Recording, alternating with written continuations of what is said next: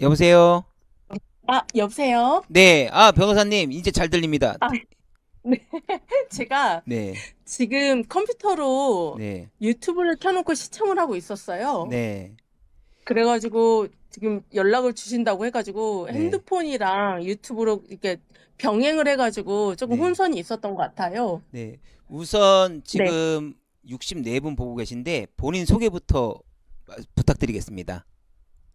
그냥 저는 변호사 이주아입니다. 네, 그 네. 변호사님, 네네. 그 변호사법 위반이 얼마나 중범죄이고 아까 말씀하신 대로 다건의 단연이면 어떤 처벌을 받고 그거를 사주한 사람이나 또는 이제 연결시켜 준 사람, 돈을 준 음, 사람 그런 사람들은 어떤 처벌을 받는지 간략히 설명 부탁드립니다. 일반인들이 이해하기 쉽게 풀어서 부탁드리겠습니다.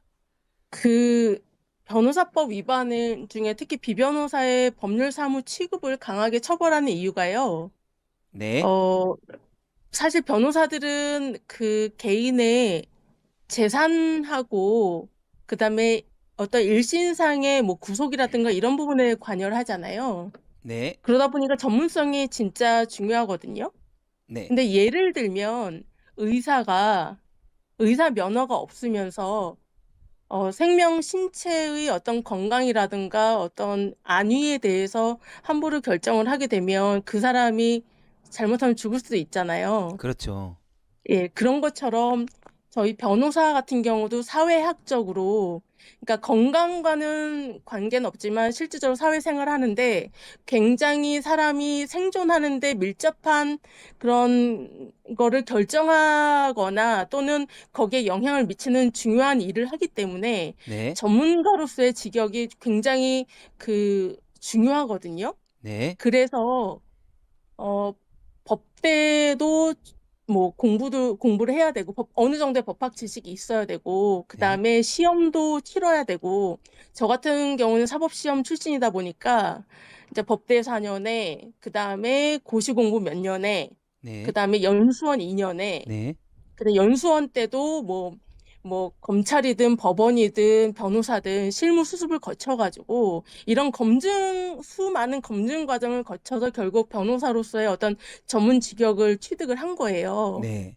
그러니까 이게 사실은 이제 변호사다라고 하면 돈을 많이 번다라고 해서 사람들이 좋아하기도 하는데 실질적으로 이제 변호사로서의 직업적 그 소명이라든가 양심적인 부분에 봤을 때는 이 전문 직역을 가지고 다른 사람의 인생에 관여를 하기 때문에 거기에 대해서 국가적 차원에서 굉장히 엄격하게 관리하고 감독을 하는 그런 전문 직역이거든요. 그래서 이런 전문 직역을 또는 전문 자격을 갖지 않은 사람이 마치 전문가인 것처럼 행세를 해가지고 네, 법률 사무를 취급하거나 고소장을 쓰거나 고발장을 쓰거나 또는 소송대를 하거나 아니면 그거를 작성을 하는 걸 대행이라고 하거든요. 네, 그런 대행을 하는 경우 그게 대가랑 연결이 되면 변호사법 위반으로 굉장히 강하게 처벌을 받고요. 여기서 대가라는 것은 내가 고소장을 써서 얼마 줄게라고 하는 그런 직접적인 금전적인 대가 수수뿐만 아니라요. 네, 내가 어 봉사하는 봉사단체가 있어. 근데 거기다가 사료를 공급해줘라거나 아니면 내가 좋아하는 사람인데 여기다가 밥을 사줘라거나 또는 그 대가로 밥을 사줘도 이게 다 변호사법 위반이에요. 그러면 그런데, 예, 잠시만요. 그런데 단순히, 네. 네네. 한 가지만 여쭤볼게요. 그러면 혹시 네. 상품권이나 뭐 네네. 카카오페이 선물 이런 것도 다 해당이 되나요? 당연하죠. 네. 네, 대가 관계가 있으면 그래서 그 변호사법은 단순히 금전의 수수라고 하지 않고요. 금전 또는 금품 등의 수수라고 하고 있어요. 그러니까 경제적 가치가 있는 모든 것이 대가 관계가 있으면 변호사법 위반으로 보고요. 네, 보통은 이 변호사법 위반 같은 게 한 건이다라고 하는 경우는 실제로 내가 돈을 주고 고소장을 쓰거나 했는데 원하는 결과가 안 나왔을 때 그 사람이 그냥 쉽게 말하면 열받아가지고 네, 고소하잖아요. 네, 고발하잖아요. 그런 경우는 벌금형이 나올 수는 있어요. 한 건이기 때문에. 네, 그런데 단연간 다수에게서 되게 많은 사건을 마치 자기가 전문가도 아니지만 전문가인 것처럼 수임을 하고 본인 계좌로 받거나 또는 다른 사람 계좌로 받거나 또는 다른 사람으로 하여금 대납하게 하거나 이렇게 해서 그게 굉장히 단연간 쌓이게 된 경우는 어, 밖에 못 나와요. 네. 왜냐면 아까 말씀드린 것처럼 전문 직역이라는 거는 그러니까 저희가 인문학 쪽에서는 이제 법대, 그다음에 저쪽 자연과학 쪽에서는 의대 이렇게 양쪽으로 양분이 돼 있으면서 약간 이렇게 말씀드린 건 그런데 어쨌든 뭐 자연과학 쪽에서는 의대가 최고 막 저 사회학 쪽에서는 뭐 법대가 최고 이런 게 뭐냐면 그만큼 사람들의 삶에 영향을 직접적이고 굉장히 강하게 미치기 때문이거든요. 네네. 그래서 의사 면허라든가 변호사의 자격증이라든가 이거는 굉장히 엄격하게 관리를 하고 있어요. 네. 그만큼 어려운 학문이기도 하고요. 그만큼 다른 사람의 삶에 관여를 한다라는 게 거기에 대한 윤리 의식을 가져야 된다는 것도 있는 거예요. 네. 근데 그런 교육을 제대로 받지 못하고 그런 소위 말하는 리걸 마인드가 없는 사람이 어느 정도의 소소한 정보 또는 네. 그 얄팍한 지식을 가지고 일반인을 호도해가지고 고소장, 고발장을 대행하고 그 대가를 받고 그 결과에 대해서는 책임을 지지 않고 그리고 이제 의뢰한 분들도 이 사람이 비변호사라는 걸 알았잖아요. 네. 그게 이제 같이 맞물리다 보니까 사회적 폐해가 되게 심한 거예요. 네. 그러니까 사실은 고소고발을 대행해달라고 하는 사람들은 피해자인 경우가 많잖아요. 네네. 하지만 경제적인 여력이 없거나 또는 어떤 뭐 형편이 안 되는 분들이 대부분일 텐데 네네. 그런 거를 이용을 해가지고 하는 거기 때문에 네. 굉장히 그 폐해가 심해서 네. 법원에서도 이게 다건이고 굉장히 오랜 기간 누적이 되면 네. 굉장히 엄하게 처벌할 뿐만 아니라 네. 그동안 그 사람이 받은 돈을 네. 사실은 몰수를 해야 되는데 이게 네. 현금 또는 금전이다 보니까 네. 가치 환산이 어려워서 네. 추징이라는 개념으로 해서 그걸 다 결국은 다 뺏어내요. 토해내게 해요. 그만큼 변호사법 위반은 굉장히 엄중한 범죄고요.